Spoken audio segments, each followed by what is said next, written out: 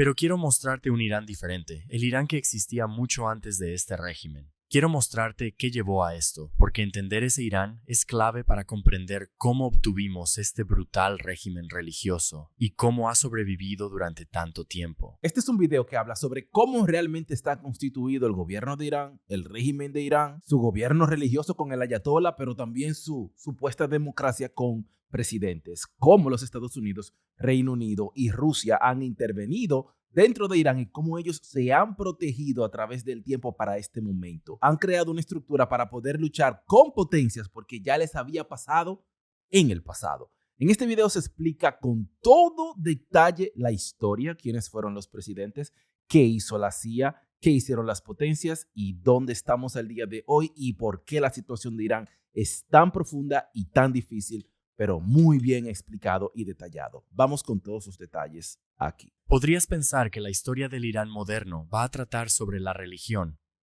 pero en realidad la historia que estoy a punto de contarte trata sobre el poder y el miedo, porque durante la mayor parte de su historia, Irán fue una superpotencia, una civilización avanzada que gobernaba enormes extensiones de tierra que hoy llamamos Medio Oriente y Asia Central. En este momento, el año 1800, Irán está gobernado por una dinastía familiar llamada los Qajár y se encuentran entre dos grandes imperios, ambos expandiéndose bastante rápido. Si miras los antiguos mapas de estos imperios, verás que ambos llamaban a este lugar Persia. Así es como los forasteros llamaban a Irán. El imperio ruso había estado luchando para obtener acceso a esta tierra entre estos dos mares. Mares que, por cierto, son utilizables durante el invierno. Wow, me llama mucho la atención que lo sabemos, pero al verlo en el mapa, el imperio ruso ocupaba bastante. Por esa razón, después de la Segunda Guerra Mundial, Stalin volvió a tomar todo ese territorio que, de la forma que lo ven los rusos, gran parte de Europa le pertenecía al imperio ruso. Por eso los países después de la Segunda Guerra Mundial, después de Hitler, no fueron simplemente liberados, quedaron bajo la Unión Soviética, incluyendo Ucrania, incluyendo Bielorrusia, incluyendo los países que hacen frontera con Rusia, también Crimea, el acceso al Mar Negro. Seguimos aquí, lo dejaré correr, solamente vamos a añadir algunos buenos contextos históricos para que todo sea aún mejor. A diferencia de los otros puertos de Rusia en el norte, van a tener que controlar esta tierra si quieren controlar Asia Central. Rusia derrota fácilmente a Irán en unas cuantas guerras y se quedan con la tierra y obtienen acceso a los mares. Y al hacerlo, Rusia obliga a Irán a firmar. Recuerden que estamos hablando de los 1800. Rusia obligó a Irán a firmar, a reconocer estos territorios como rusos. Unos tratados que le otorgan a Rusia el control militar exclusivo en el Mar Caspio. El tratado también dice que los comerciantes rusos pueden hacer lo que quieran. No tienen que cumplir con la ley iraní. Fue mucho. Espera. Y casi lo olvido, por si esto no fuera suficiente, Irán tiene que pagarle a Rusia por la guerra. Así que todavía estamos a principios del siglo XIX y Rusia acaba de mejorar su posición estratégica en Asia Central, no solo conquistando estas tierras, sino también consolidando una gran influencia dentro de Irán. Por eso en este canal siempre hacemos énfasis en que la historia no se mide en un mes, en un año, 2 años, se mide en siglos, en 100 años. Lo que pasa en 100 años determina lo próximo que pasará en los próximos 100 años. Miren el poder, el imperio ruso de los 1800. Pero ocurren guerras mundiales que cambian toda la dinámica del mundo y un país que pudo ser un imperio hoy, mañana puede ser un país débil y debilitado. Ha pasado con los imperios, incluso con Gran Bretaña, el imperio otomano, el imperio romano, y podemos seguir con la lista. Estamos en medio de la transición, estamos en medio del pendulum swinging. Ahora, por aquí los británicos están observando. Están observando de cerca y se están poniendo nerviosos. Ahora Rusia tiene acceso a estos mares y tiene influencia dentro de Irán. Eso significa un acceso más fácil a este golfo, el Golfo Pérsico que conecta con el resto del mundo. Aún peor, esta tierra al este de Irán es un terreno estratégico elevado. La llaman la llave de la India, lo que significa que si Rusia accediera aquí, amenazaría la colonia más valiosa del Imperio Británico. Irán podría apoderarse de esto y darle acceso a Rusia. Esto sería una pesadilla para Gran Bretaña. Un general británico llama a Rusia, cito, un vecino desagradable e incluso peligroso. Así que el Imperio Británico se lanza a una competencia por la influencia en esta región que llegaría a conocerse como el Gran Juego. Luchan varias guerras con Irán para evitar que obtenga la llave de la India. Y aquí es donde empiezas a ver un patrón realmente importante. Aquí estamos viendo a John Harris. Él hace buenos videos geopolíticas con muchas gráficas, animación y mapas. Son interesantes. Dejaré el link del video original en inglés en la descripción de este video. Que debemos prestar atención. Es la razón por la que estoy haciendo este video. Es lo que explica el Irán moderno y su conflicto con sus vecinos. Los británicos dicen abiertamente, cito, "No queremos ocupar Irán, pero no podemos permitir que lo ocupen nuestros enemigos, es decir, Rusia. Irán es demasiado grande y montañoso para conquistarlo realmente. Solo necesitan controlarlo desde fuera." Mientras tanto, ¿qué fue lo que hicieron? ¿Vieron eso? Dice Gran Bretaña, imperio en ese momento. No queremos invadir Irán. No queremos estar adentro. No queremos este problema, pero tampoco queremos que Rusia lo tenga y no queremos que Rusia domine. Vamos a tratar de controlarlo de afuera, lo que sí ocurrió por mucho tiempo. Vamos a ver cómo ocurrió esto, este control de Irán por parte del Reino Unido, por parte de los Estados Unidos, que fue lo que llevó a que los ayatolas tomaran el poder, los Jamenei. Lo que conllevó al secuestro de la embajada en 1979, lo que conllevó a que Donald Trump dijera, mira cómo nos secuestraron. Hace más de 40 años. Entonces todo se relaciona. ¿Ven cómo se relaciona? Lo que pasa hace 100 años desata un efecto dominó que hoy en día tenemos las consecuencias y vemos los resultados. Señores, al momento de esta grabación, los bombardeos de los Estados Unidos a Irán son masivos. Tienen más de 48 horas, tienen alrededor de 72 horas bombardeando sin parar. Lo último que los Estados Unidos hizo fue que derrumbó un puente muy importante de Irán. Y Donald Trump habla en la noche del día de hoy. Si estás viendo después del discurso de Donald Trump, en este canal tenemos todos los detalles del discurso y todas las últimas noticias del mundo y de los Estados Unidos. Continuamos aquí. Recuerda aprovechar esta oportunidad para darle fuertemente al botón de me gusta de este video. Sigue contenido. El rey de Irán está teniendo dificultades. Necesita dinero para gobernar su país. Así que ve una oportunidad de enfrentar a estos dos imperios rivales entre sí, vendiéndoles diferentes formas de influencia dentro de Irán, como el derecho exclusivo a controlar industrias clave dentro del país, básicamente monopolios a cambio de dinero. A esto se le llama concesiones económicas, y le dan a los imperios influencia en Irán sin tener que invadir, todo mientras ganan dinero en el proceso. Así que durante las siguientes décadas, ingenieros, banqueros, comerciantes y soldados británicos y rusos inundan Irán. Están explotando los recursos naturales, obteniendo ganancias de todo, desde ferrocarriles hasta represas, puentes y fábricas. Cobran peajes en aduanas e impuestos. Manejan bancos lucrativos. Construyen algo de infraestructura, pero gran parte del beneficio se va hacia afuera. Gran Bretaña construye esta línea telegráfica a través del país, pero está operada por súbditos británicos, y es un cambio radical para Gran Bretaña. Mensajes que antes tardaban meses pueden llegar a la India en minutos. Y el rey iraní está generando dinero para el país, pero está usando una buena parte para su propio estilo de vida.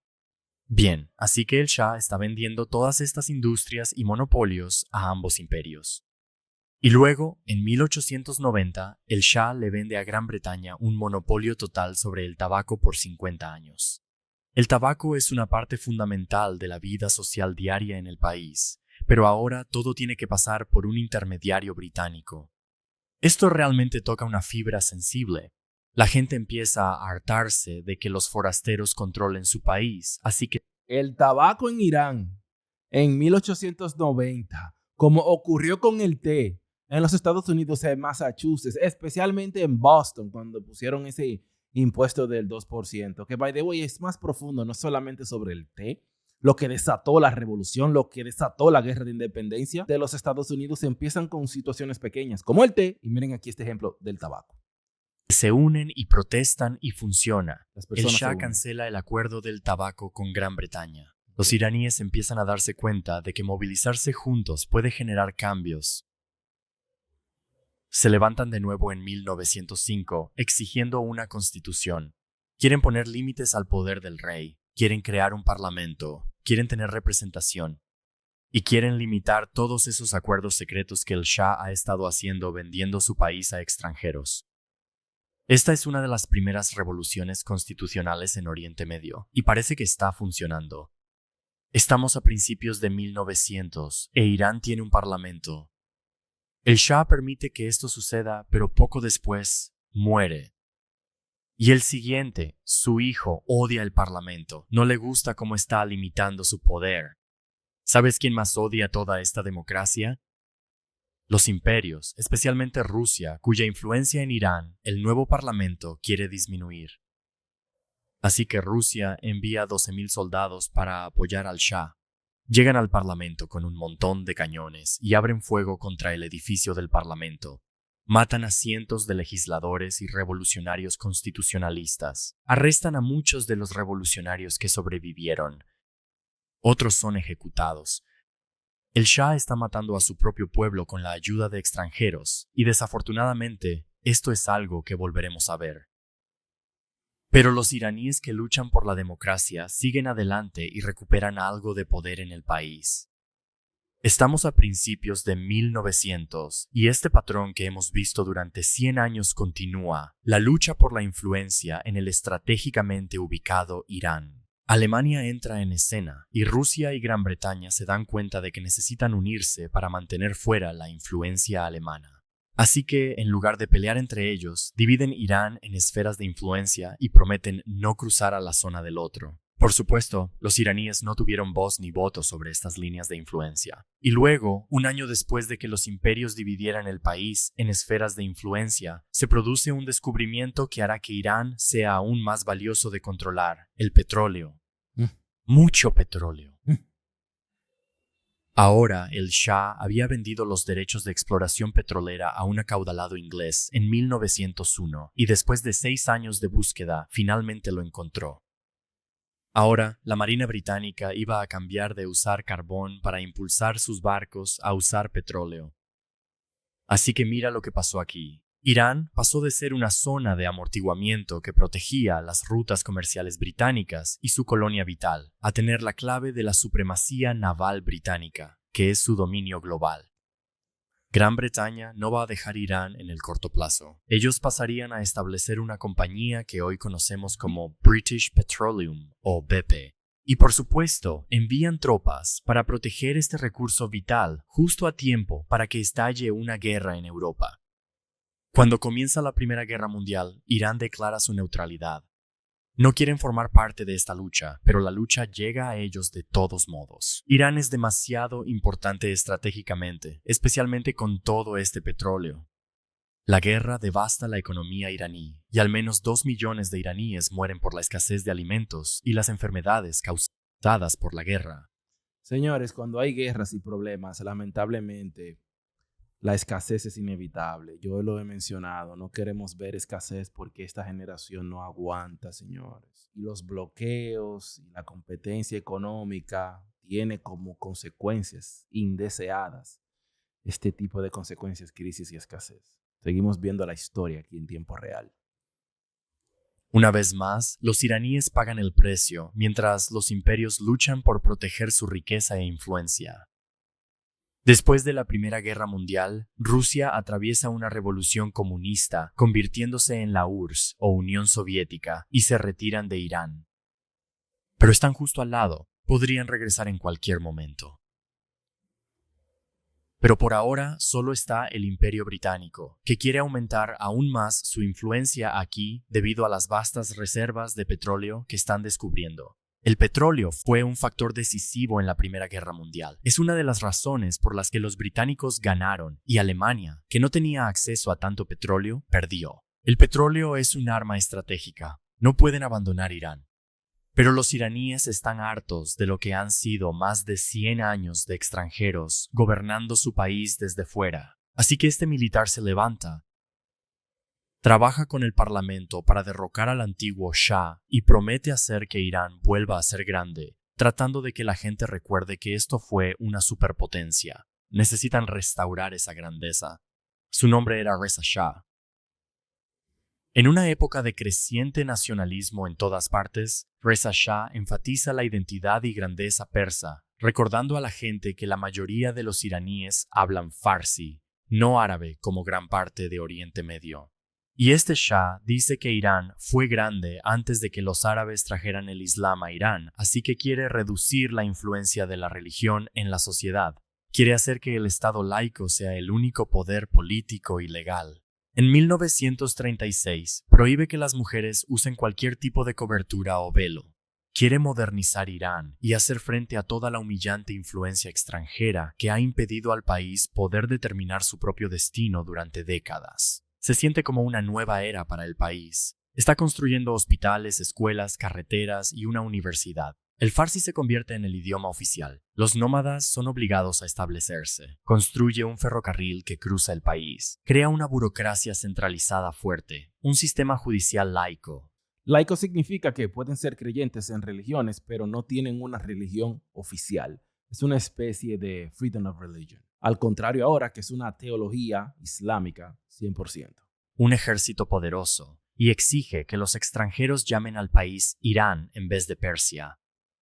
Y aplasta a cualquiera que se oponga a sus esfuerzos de modernización. Bien, pero no tan rápido. Aquí es donde vamos a ver ese patrón de nuevo. Como parte de todo este esfuerzo de modernización, el nuevo líder trae ingenieros alemanes. Y mira la fecha. En Europa, Alemania acaba de iniciar una guerra con sus vecinos. Esto es la Segunda Guerra Mundial. Así que aquí vienen de nuevo Rusia y Gran Bretaña. Exigen que Reza Shah expulse a los alemanes, quienes podrían sabotear fácilmente estas líneas de suministro de armas que los soviéticos necesitan para luchar contra Alemania en Europa. O tal vez podrían sabotear la valiosa fuente de combustible de Gran Bretaña para la guerra. Reza Shah no quiere ceder ante los grandes imperios. Ya está harto de eso. Así que se demora, intenta negociar con ellos, trata de enfrentar a estos imperios entre sí y vuelve a intentar mantenerse neutral. Pero los británicos y los soviéticos no lo aceptan.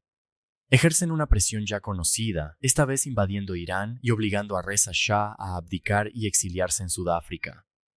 Lo reemplazan por su hijo de 22 años, quien está más dispuesto a hacer lo que ellos quieren. Así que tanto esfuerzo para deshacerse de la influencia extranjera, para nada. Durante la Segunda Guerra Mundial, Irán, una vez más, es demasiado débil para resistir y demasiado importante para ser dejado en paz. Un corredor estratégico, una zona de amortiguamiento entre imperios, una enorme reserva de petróleo. Y estas grandes potencias ocupan enormes extensiones del país, todo como parte de su tablero de ajedrez global. El pueblo iraní sale de la Segunda Guerra Mundial con aún más motivación para detener este ciclo aparentemente interminable de forasteros controlando y devastando su país. Su movimiento democrático ya tiene 4 décadas y la gente está desarrollando una cultura cada vez más fuerte de protesta, discurso intelectual, política y orgullo nacional. Pero nunca ha podido echar raíces porque siempre es interrumpido por la injerencia de forasteros en el país. Y mira, aunque la guerra ha terminado y los británicos están descolonizando en todo el mundo, todavía siguen aquí, extrayendo enormes cantidades de petróleo del suelo iraní, protegiéndolo con tropas y enviándolo por todo su imperio. Y al Shah le parece bien esto porque, recuerda, los británicos instalaron a este Shah. Son amigos. Pero al pueblo realmente no le gusta este Shah. Él es el Shah de Gran Bretaña, no el de Irán. Es un símbolo de más de lo mismo, extranjeros controlando el país. Ya estamos en la historia moderna de nosotros, tiempo post Segunda Guerra Mundial. Toda la historia es de nosotros, pero cuando decimos Segunda Guerra Mundial, ya yo me siento como que nosotros peleamos esa guerra también, ¿no? Seguimos aquí. Pero ¿sabes a quién sí les gusta? A este hombre, Mohammad Mossadegh. Él es un líder político y surge con una voz fuerte, llamando a los iraníes a recuperar su país. Mossadegh quiere rechazar a todas las potencias imperiales para que Irán pueda trazar su propio camino, y el punto número 1 en su lista es el petróleo. Gran Bretaña está extrayendo enormes cantidades de petróleo de Irán, pero Irán solo recibe el 16% de las ganancias de la compañía, así que el Parlamento iraní pide renegociar el acuerdo petrolero para Es que le hicieron como la Barrick Gold, ese es el problema. Van a quitar el oro, van a quitar el petróleo, entonces se pasan. Se pasan. Y cuando se pasan, obviamente, cuando las personas saben y se dan cuenta, hay protestas, hay problemas. Es un patrón que se repite bastante. El humano no parará con esto. Aunque ahora estamos entrando en otra era totalmente diferente, que es de la inteligencia artificial. Se siguen matando por petróleo, es un buen recurso natural, pero hay otras alternativas para seguir de ahora en adelante. Que sea una división más equitativa. Quieren que sea más como 50-50. Gran Bretaña está dispuesta a negociar. Ofrecerán más dinero, pero no el 50%. Así que el primer ministro iraní acepta esto. Pero cuando va... La razón que Gran Bretaña, y ni siquiera los Estados Unidos, quieren hacer un 50% es por la inversión de dinero que ya ellos han hecho y también que ellos lo descubrieron, ese petróleo, en su momento. Con Arabia Saudita no pasaron estos problemas porque se hizo el trato del petrodólar muy temprano, de comprar, vender petróleo en dólares estadounidenses. El Parlamento para su aprobación, ¿quién se levanta para rechazarlo? Mohammed Mossadegh, quien argumenta que este recurso valioso es de Irán. Deberían controlarlo completamente. Gran Bretaña empieza a ponerse nerviosa. Dicen, está bien, de acuerdo, haremos la división 50-50, pero ya es demasiado tarde. El impulso político y público hacia que Irán obtenga el control total es demasiado fuerte. El primer ministro que se oponía a la nacionalización del petróleo es asesinado. ¿Y a quién elige el Parlamento como nuevo primer ministro? Mossadegh. Mossadegh parece ser el hombre que finalmente pondrá fin al control extranjero para dar paso a un nuevo Irán, uno gobernado por el pueblo, no por los imperios. Es 1951 y la propuesta de Mossadegh para recuperar la compañía petrolera llega al Parlamento y la aprueban. Y ahora Gran Bretaña realmente está entrando en pánico. Estados Unidos y el Banco Mundial intervienen para intentar mediar, para tratar de encontrar un acuerdo pacífico, pero ninguna de las partes cede. Gran Bretaña está dispuesta a pagar más, pero no renunciará al control, y Mossadegh no cede en que los iraníes controlen completamente su petróleo. Entonces, Gran Bretaña intenta castigar a Irán, boicoteando su petróleo, enviando buques de guerra de la Marina Real a este punto estratégico en el Golfo Pérsico para disuadir a cualquier petrolero que esté considerando transportar petróleo fuera de Irán, esperando que esto los golpee económicamente y les dé ventaja en la negociación. Estamos hablando del Estrecho de Hormuz. Pero Irán no cede. El petróleo es el símbolo definitivo de que Irán está recuperando el país tras 150 años de injerencia extranjera. Así que Gran Bretaña decide que es hora de jugar sucio.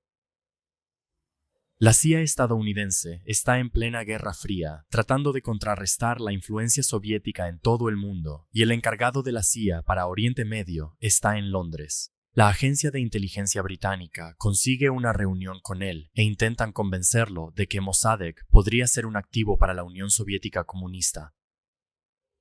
El flamante presidente Eisenhower quiere hacer todo lo posible para contrarrestar la influencia soviética en cualquier parte del mundo. ¿Y si Mossadegh simpatiza con los soviéticos y les permite acceder al petróleo? No podemos permitir eso. Y concluyen que necesitan deshacerse de Mossadegh. Esto es básicamente una repetición de varios episodios anteriores de esta historia, Esto se pone interesante. Donde los grandes imperios usan Irán como un campo de juego para contrarrestar la influencia de su rival geopolítico. Así que la CIA asigna $12 millones en dinero de hoy. Esto es interesante porque ha pasado demasiado en Irán en la historia. Entonces, el mismo régimen se ha protegido contra cada una de esas instancias que ya pasaron. Por eso es tan difícil penetrar.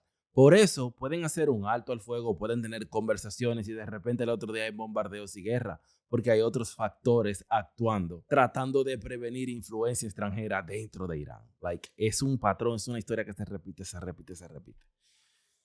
De formas diferentes y ahora más difícil. Para hacer lo que sea necesario. Porque ahora fue que llegó aún más lejos. O sea, es guerra total ahora mismo. Nunca había llegado tan lejos. para sacar a Mossadegh. Introducen personas en el país que empiezan a sobornar en secreto a políticos y a pagar a organizadores para llevar multitudes a las calles en contra de Mossadegh. Le dan dinero a los periódicos para atacarlo. Y cuando llega el momento adecuado, el Shah, favorable a Occidente, interviene e intenta destituir a Mossadegh como primer ministro, pero todo sale completamente mal. La gente sigue apoyando a Mossadegh y el Shah huye del país rumbo a Roma. La CIA se reorganiza y continúa su campaña secreta de influencia, y finalmente logran que suficiente parte del ejército cambie de bando.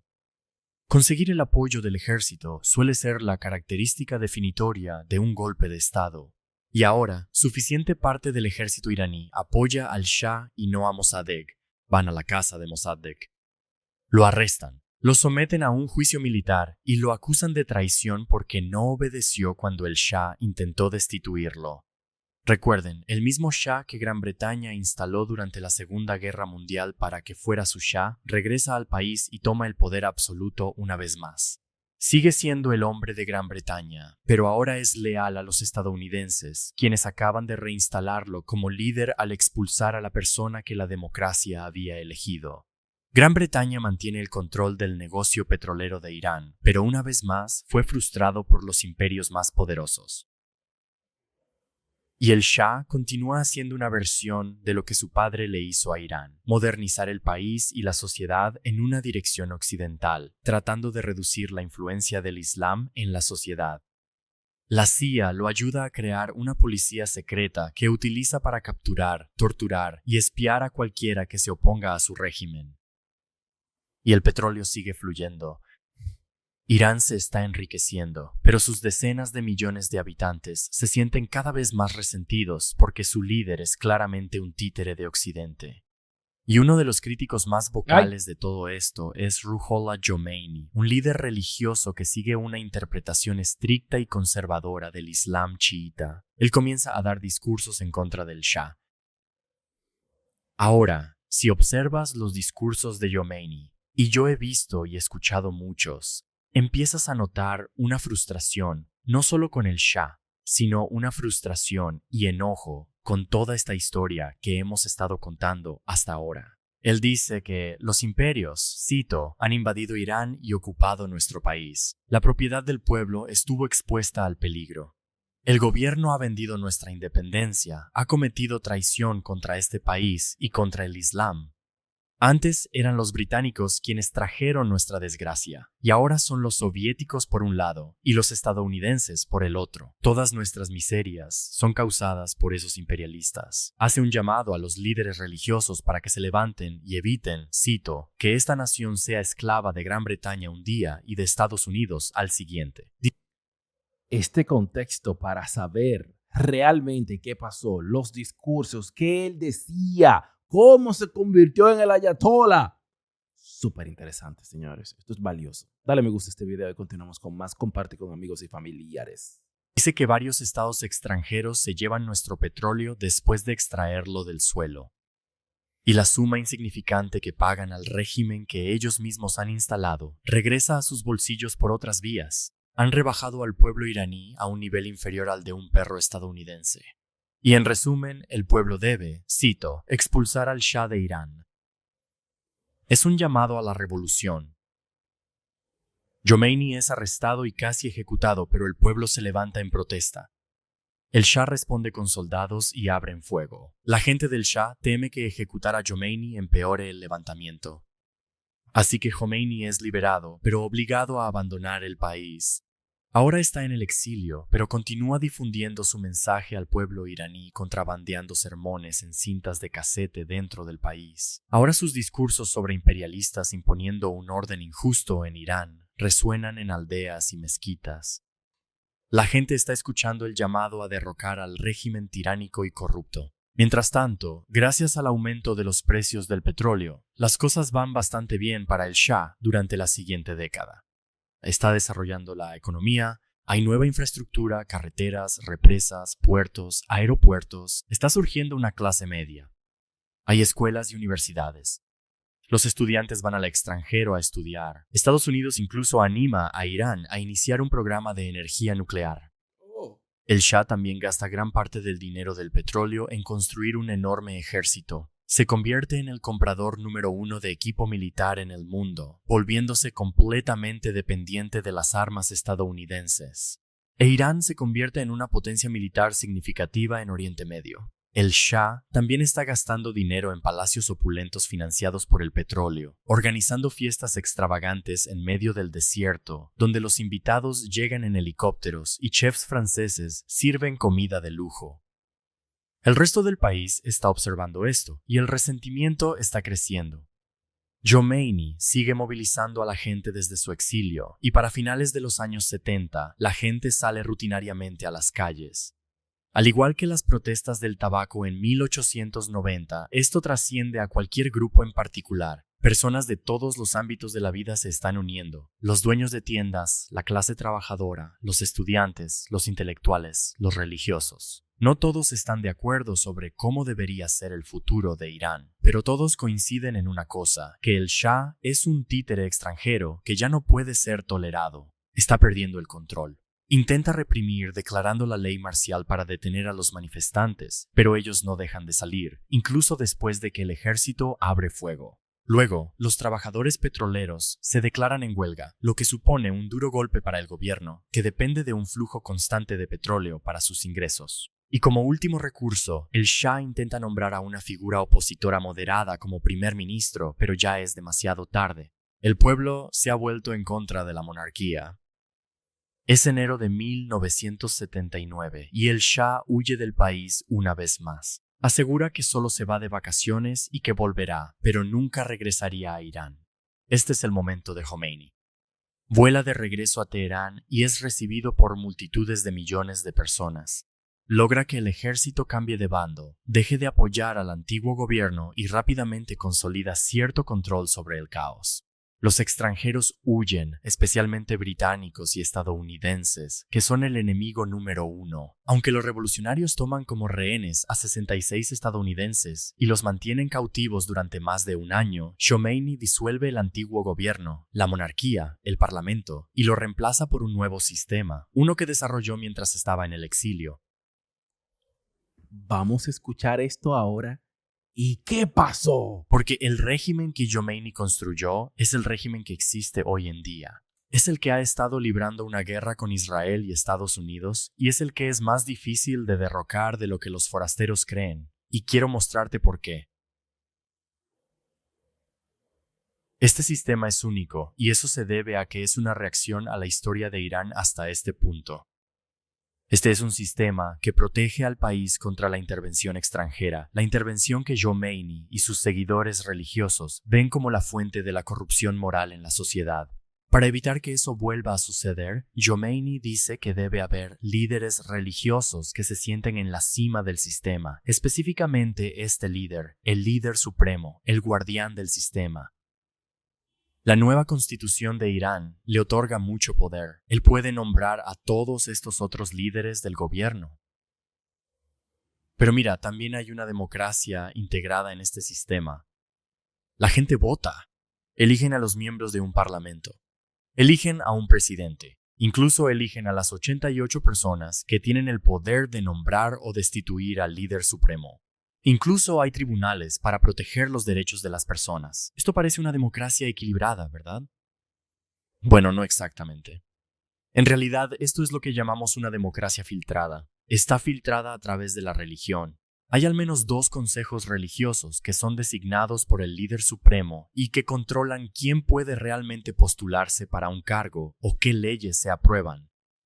Y una vez que profundizas en ello, ves que todo este sistema está construido para evitar que futuras revoluciones derroquen a este gobierno religioso. El sistema tiene múltiples formas de mantener a la gente bajo control. Ese es el punto, que con tantos problemas con otros países, con otras potencias, crearon un sistema religioso resistente y por eso hoy en día la guerra sigue sin parar. Líderes religiosos locales y los medios estatales transmiten el mensaje del régimen. Existe una policía de la moral que hace cumplir códigos de vestimenta, como que las mujeres se cubran el cabello. Y esa policía moral de Irán, por décadas ha matado muchas mujeres, simplemente por ponerse el velo de una forma diferente.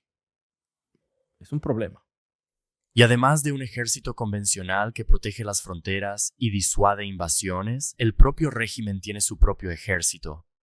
Se llama el Cuerpo de la Guardia Revolucionaria Islámica y tiene sus propias fuerzas terrestres, fuerza aérea y marina, todas dedicadas a la supervivencia del régimen. Y quizás lo más efectivo, tienen esta milicia voluntaria que ayuda a ejercer el control del régimen dentro de cada ciudad, pueblo, aldea y vecindario en Irán. Y finalmente, una última unidad especial dentro del Cuerpo de la Guardia Revolucionaria está dedicada a expandir el poder y la influencia de Irán fuera de sus fronteras. En total, Irán cuenta con más de 500,000 de efectivos militares activos y más de 1 millón si se incluyen las redes de milicias voluntarias. Y así, desde 1979, este sistema ha sobrevivido. Ha sobrevivido a una invasión. Sobrevivió a una sangrienta guerra de 8 años con Irak justo después de la revolución.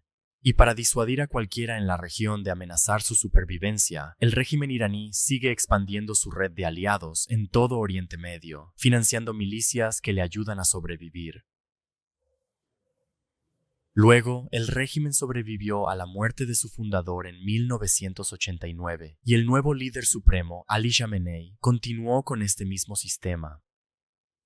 El régimen se ha vuelto cada vez más impopular a lo largo de las décadas, lo que ha provocado protestas masivas, pero el régimen sobrevive cada vez. Y durante todo esto, Irán ha estado observando cómo sus rivales formales y sus vecinos construyen la herramienta definitiva de supervivencia. Raro que no ha mencionado a ISR, porque hay serios problemas con ellos, pero ese es más en un ámbito religioso. Irán se dio cuenta de que, si realmente quería el elemento disuasorio definitivo contra la intervención extranjera, ellos también necesitaban armas nucleares. Así que durante los últimos 40 años, esta ha sido la historia de un régimen paranoico, resentido con Occidente y cargado de un fervor religioso apocalíptico que persigue en secreto armas nucleares y utiliza su gran red de milicias, a las que financia en toda la región, para proyectar poder en Oriente Medio y amenazar a sus enemigos, todo en nombre de detener este ciclo de siglos de intervención extranjera en su país. Todo esto mientras Occidente, específicamente Israel y Estados Unidos, intentan detenerlos mediante una combinación de aislarlos de la economía global, hacer acuerdos diplomáticos y, más recientemente, a través de una guerra total. Pero aquí es donde la larga historia que acabamos de repasar empieza a enseñarnos algunas lecciones sobre lo que podría suceder a continuación. Primero, recuerda que este país proviene de lo que fue, durante la mayor parte de su historia, una superpotencia civilizacional, el poder dominante en la región. Y durante los últimos 200 años ha sido humillado, controlado por forasteros que lo han dominado mediante la coerción. Ese recuerdo, ese resentimiento, está entretejido en el Irán actual, especialmente en el régimen, un régimen que surgió en un estallido de ira en 1979, un régimen que, sí, se alimenta de un fervor religioso apocalíptico y de creencias. Pero como vemos ahora, también se alimenta de esta historia, de asegurar que esto nunca vuelva a suceder, que los forasteros nunca más controlen Irán, coaccionen a Irán, a su pueblo y a su gobierno, y que han construido un régimen paranoico de alto control, lleno de múltiples gobiernos paralelos y capas de diferentes fuerzas militares que centralizan el poder en torno a este líder supremo. Y así, lo que vemos, como me dijo un experto, es que si Israel elimina a 100 altos funcionarios en un ataque aéreo, habrá otros 100 esperando para ocupar su lugar. Este es un régimen que está diseñado para ser a prueba de golpes de Estado y revoluciones. Y lo último que debo decir es que esta ha sido una historia principalmente sobre el gobierno de Irán y sus conflictos con actores externos. No he dicho nada sobre el pueblo. Cuando tenía 20 y tantos años, estudié Farsi y llegué a conocer a muchas personas iraníes. Y aprendí mucho sobre la diferencia entre el régimen y el pueblo. Los iraníes son algunas de las personas más generosas, amables, entusiastas y brillantes que he conocido. Y aprendí que la gran mayoría de ellos, el 80% según algunas encuestas, no apoya a este régimen. Y aún así, estas personas continúan una tradición de siglos de los iraníes de estar atrapados entre el gobierno y las potencias extranjeras que quieren controlarlos. Ok, wow, qué gran explicación. Ahí lo tienen. Déjame saber tus pensamientos y análisis en los comentarios. Nuevos aranceles para Brasil. Por parte de Donald Trump. Guerra arancelaria. Brasil ha respondido. Estaremos también reportando el discurso de Donald Trump y las últimas noticias. ¿Qué tú opinas sobre todo esto? Este es El Ray Studios.